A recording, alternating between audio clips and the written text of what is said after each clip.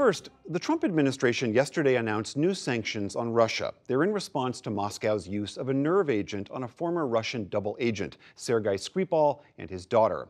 The attack occurred earlier this year in Britain. Russia has denied any involvement.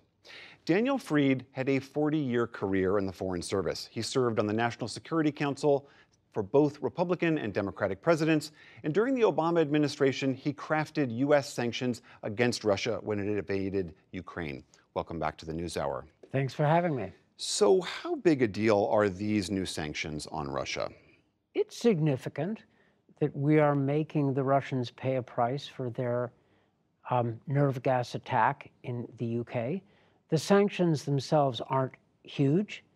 They're modest to moderate, and in the first round, there'll have to be a second round, or probably be a second round. The second round, these are the ones that could end up being imposed right around our election day in November.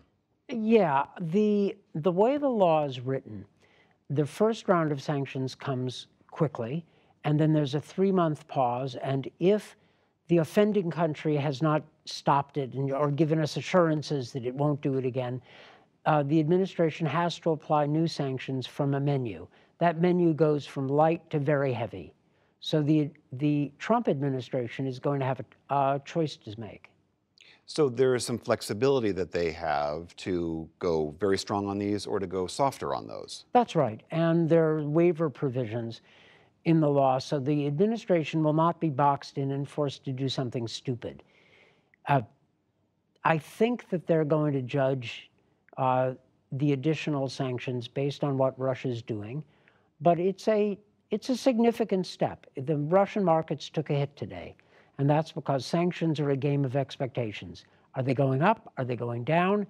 Is the administration determined? And I think the Russians are beginning to realize that whatever deal or arrangement they thought they had or believed they might have with President Trump, the U.S. administration is acting in this area and others to push back on Russian aggression, which is a good thing. So is it your sense then that these sanctions will have an impact and actually change Russian behavior?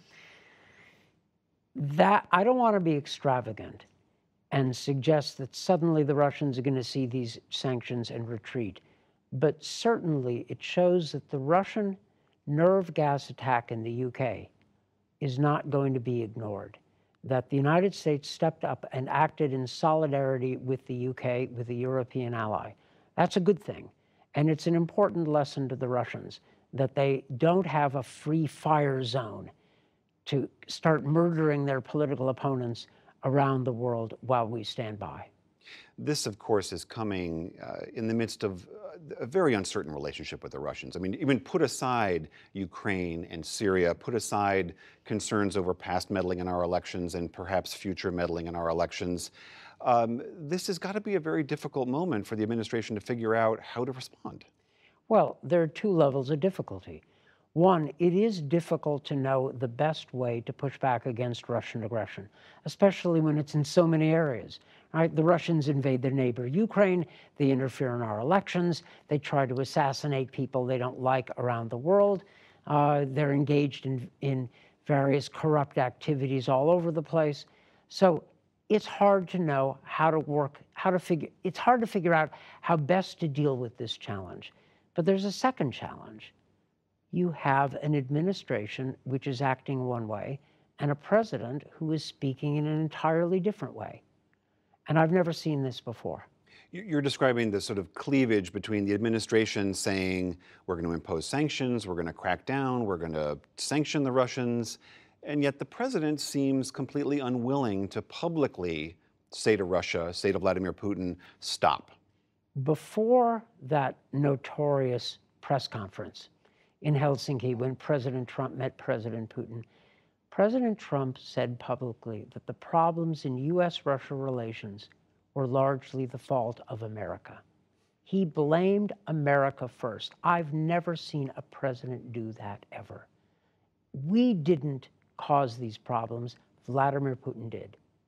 And to have the president go into his meeting with Putin by throwing rocks at his own country is something I've never seen. I've seen divided governments.